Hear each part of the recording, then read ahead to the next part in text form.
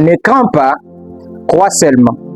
La Bible déclare dans Marc le chapitre 5, le verset 36, il est question de l'histoire de Jairus. Lorsque vous lisez très bien, vous allez comprendre que sa fille était gravement malade, à tel point qu'elle pouvait mourir. Jairus vient auprès de Jésus. « Seigneur, si tu ne viens pas, ma fille va mourir. » Jésus n'a pas refusé, il a accepté. Et regardez ce qui se passe sur le chemin. La femme atteinte d'une perte de sang arrête Jésus.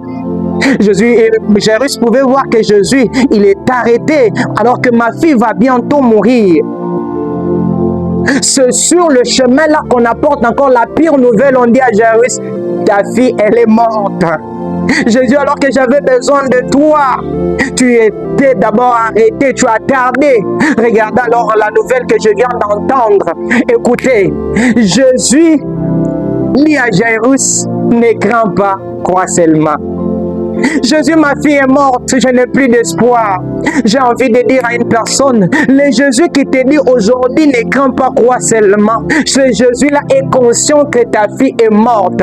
Jésus te dit aussi aujourd'hui, crois seulement. Le Jésus-là est conscient que tu es déjà marié, ça fait 10 ans, tu n'as plus d'enfant. Jésus te dit aujourd'hui, ne crains pas, crois seulement. Il est conscient vraiment que dans le ministère, c'est vraiment compliqué. Tu as envie de lâcher, de dire que c'est fini. Jésus te dit, crois seulement. Oui, dans les études, tu n'as personne pour supporter vraiment tes études, mais il te dit simplement, ne crains pas, crois seulement. Dans les activités, c'est compliqué, ça ne marche pas. Mais Jésus te dit, ne crains pas, crois seulement. J'ai envie de dire à une personne, la fin décidée par les hommes n'est pas la fin décidée par Dieu. Les hommes ont annoncé la fin, mais ce n'est pas Dieu qui a décidé ta fin. C'est Jésus te dit, je suis avec toi, ne crains point, avance encore. Jésus ne dit pas à Jairus d'ignorer la réalité, mais de lui faire plus confiance.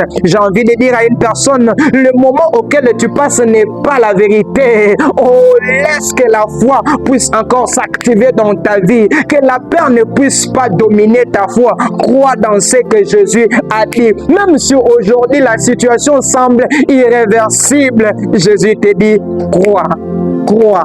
Souvent, j'ai défini la foi comme étant le moteur de la transformation, où lorsque tout semble perdu, tu actives ta foi, tu vas au-delà des réalités physiques.